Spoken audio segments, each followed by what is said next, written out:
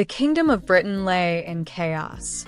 The once great kingdom was now divided into warring factions, all of them struggling to protect their lands from the Saxon invaders.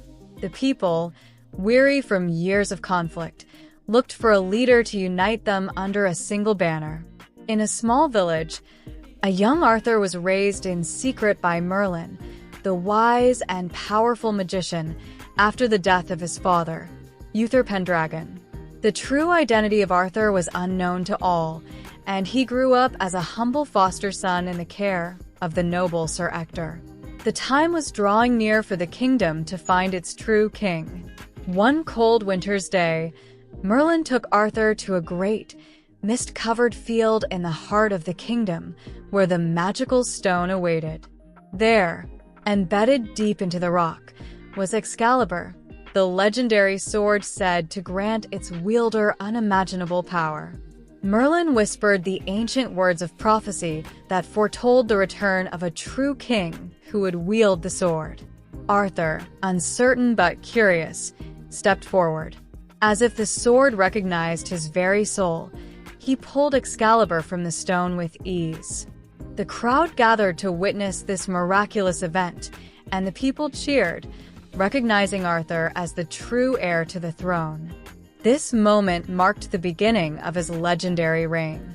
The first order of business for King Arthur was to unite the fractured kingdoms of Britain. The Saxon threat grew by the day, and it was clear that the kingdom could not survive if each faction fought for its own interests. Arthur, wise beyond his years, knew that only through unity could Britain rise above the chaos and defeat the invaders.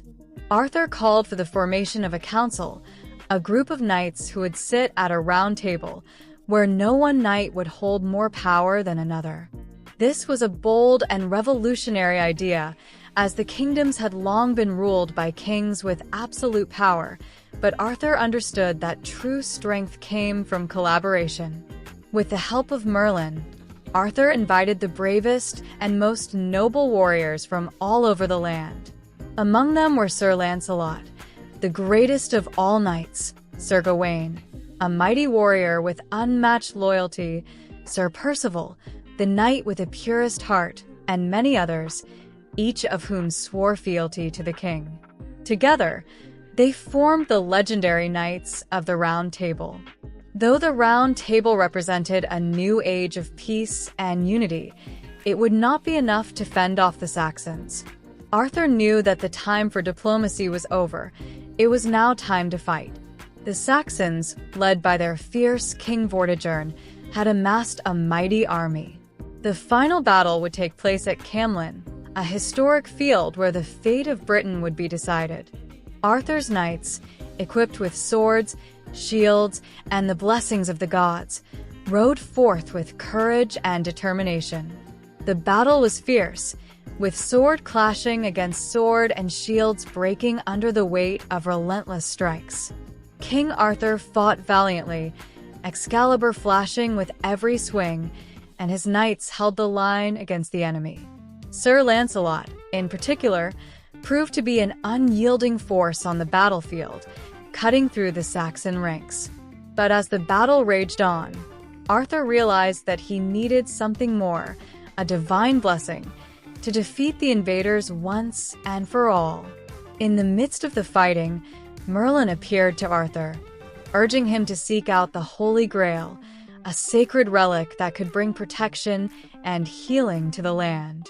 With the Saxons still threatening the land and the battle far from over, Arthur summoned his knights to a council at Camelot.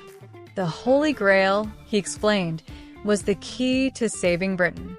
Its divine power could restore the kingdom's strength and protect them from the ongoing war. The knights were to embark on a quest to find the Grail, a journey that would take them to far-flung corners of the kingdom and beyond.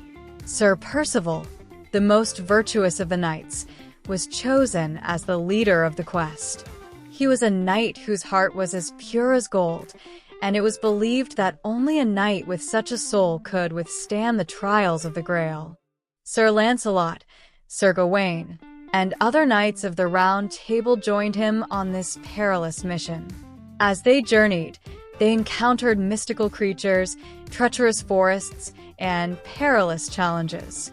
Each knight was tested not just in strength, but in honor, courage, and wisdom. Only those with the noblest intentions would be allowed to get closer to the Grail. The quest for the Grail was unlike any battle the knights had faced before. It was a journey of the spirit, where each knight had to confront their own inner demons. Sir Gawain faced a challenge that tested his loyalty as he was tempted by the dark power of revenge. Sir Lancelot, known for his strength and valor, was forced to confront his own pride as his ego threatened to destroy him.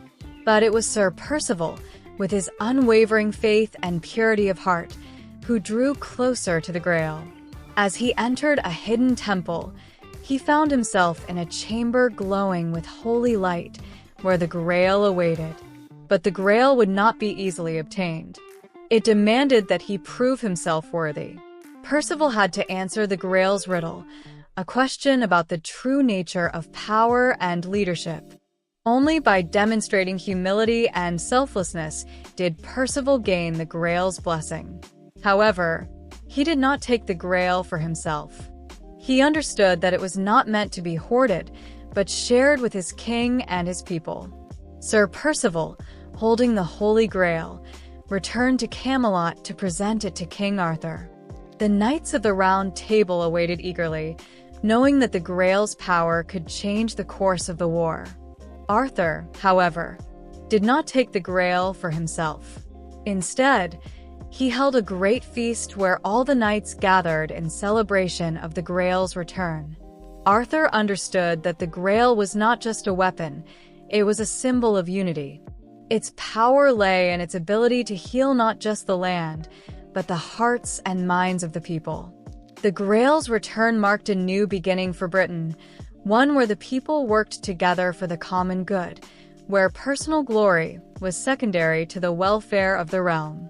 The rains came, and the crops flourished. The Saxons, seeing the strength of a united Britain, began to withdraw. For the first time in many years, there was hope. Though peace seemed within reach, Camelot was not free from strife. Sir Lancelot, the greatest of Arthur's knights and his closest friend, had fallen in love with Queen Guinevere, Arthur's wife. Their affair was a secret, but it was bound to be discovered. When the affair was exposed, the consequences were dire. Arthur, heartbroken and betrayed, was torn between his loyalty to his wife and his loyalty to Lancelot. The betrayal caused a rift within the Round Table, as many knights chose sides. The once unified brotherhood was now divided. Lancelot, full of guilt and shame, left Camelot and withdrew from the kingdom. But the damage was done. Camelot, once the beacon of hope and unity, began to unravel.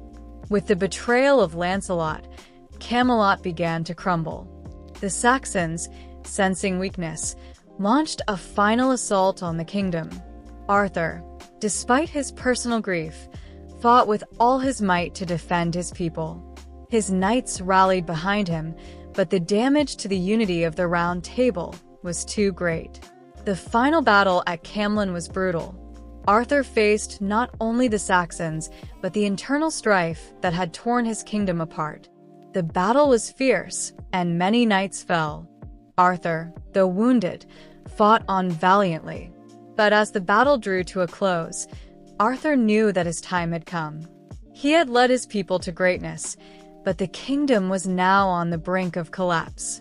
In a final act of defiance, Arthur rode into battle, wielding Excalibur with all his strength, but he was struck down by his enemies. With Arthur mortally wounded, his knights gathered around him. Sir Bedivere, his most loyal knight, was by his side. With his dying breath, Arthur entrusted Excalibur to Bedivere, asking him to return the sword to the Lady of the Lake, where it had been forged. Bedivere reluctantly agreed, knowing that this was the last of his king's wishes.